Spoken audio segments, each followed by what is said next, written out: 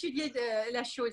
Et, mais c'est vrai qu'il y a une vibration qui est indéfinissable. Est-ce que c'est parce qu'il y a un tel melting pot des gens qui viennent de partout, ces écoles qui sont toutes très brillantes où les gens, enfin pas toutes, mais beaucoup, où les gens étudient, ont une capacité de s'exprimer plus facilement, je crois, que dans d'autres pays.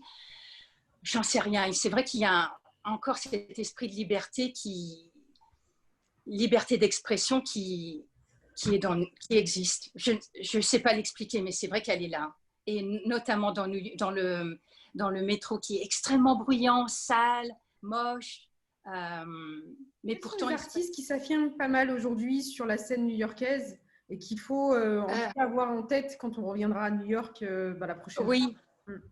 Alors, il y a encore. Bon, je ne suis pas dans le milieu de l'art, hein, donc peut-être que je suis complètement à côté, mais il, y a, il y a une artiste qui s'appelle Simone Leigh, Leigh,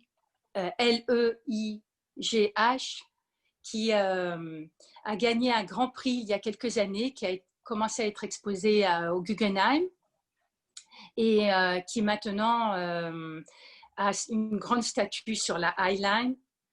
Si vous me suivez sur Instagram, en fait, j'en ai parlé aussi sur la jeune membre. C'est une noire américaine qui donc ces statues sont généralement représentent des femmes noires et elle utilise par exemple, elle utilise du raffia ou de l'argile, des choses très humbles, des matériaux très humbles pour faire ces sculptures et c'est vraiment magnifique. Et, je sais pas, au début, c'était pas forcément quelque chose qui était très reconnu, l'art brut, et ça réagit très très vite.